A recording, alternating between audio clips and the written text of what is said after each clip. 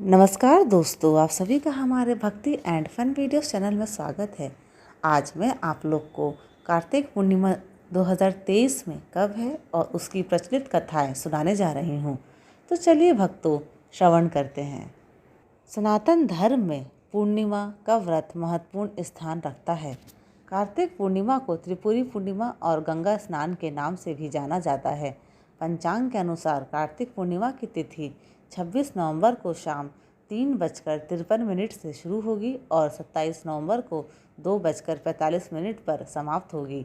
सनातन धर्म में उदया तिथि मान है, अतः 27 नवंबर को कार्तिक पूर्णिमा मनाई जाएगी। आइए जानते हैं कार्तिक पूर्णिमा से जुड़ी प्रचलित कथाएं। पहली कथा, त्रिपुरासुर का वध।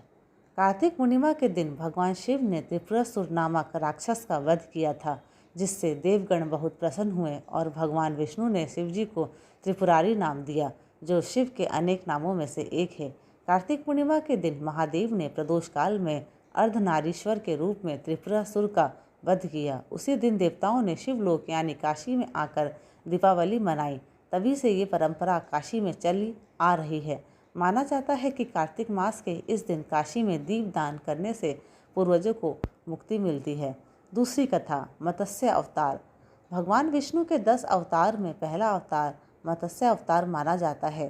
धार्मिक मान्यता है कि भगवान विष्णु ने प्रलय काल में वेदों की रक्षा के लिए कार्तिक पूर्णिमा के दिन मत्स्य रूप धारण किया था।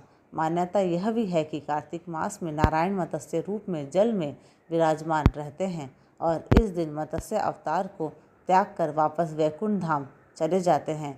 तीसरी कहानी, पांडवों ने किया दीपदान। महाभारत का महायुद्ध समाप्त होने पर पांडव इस बात से बहुत दुखी थे कि युद्ध में उनके सगे संबंधियों की असमय मृत्यु हुई। अब उनकी आत्मा की शांति कैसे हो?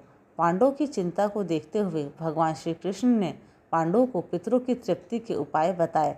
कार्तिक पूर्णिमा को पांडवों ने पितरों की आत्मा की तृप्ति के लिए गढ़ मुक्तेश्वर में तर्पण और दीपदान किया। इस समय से ही गढ़ मुक्तेश्वर में गंगा स्नान और पूजा की परंपरा चली आ रही है।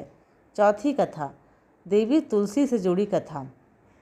पौराणिक मान्यता है कि कार्तिक शुक्ल एकादशी तिथि को देवी तुलसी का भगवान के शालिग्राम स्वरूप से विवाह हुआ था और इसी दिन ही देवी तुलसी का पृथ्वी पर भी आगमन हुआ है। इस दिन नारायण को तुलसी अर्पित करने से अन्य दिनों की अपेक्षा अधिक पुण्य की प्राप्ति होती है। पांचवी कथा, ब्रह्मा जी का अवतरण। इस दिन ब्रह्मा जी का ब्रह्म सरोवर पुष्कर में अवतरण हुआ था। कार्तिक पूर्णिमा के अवसर पर लाखों की संख्या में तीर्थयात्री ब्रह्मा की नगरी पुष्कर आते हैं। पवित्र पुष्कर सरोवर में स्नान करने के पश्चात ब्रह्मा जी के मंदिर में पूजा अर्चना कर दीपदान करते हैं और देवों की कृपा पाते हैं।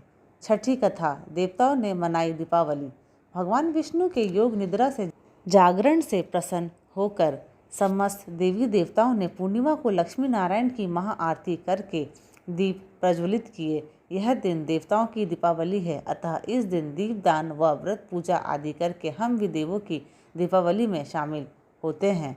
धन्यवाद। आशा करती हूँ आपको मेरे ये वीडियोस पसंद आते हैं। अगर आपको मेरे ये वीडियोस पसंद आते हैं तो प्लीज़ लाइक, शेयर और सब्सक्राइब ज़रूर करें।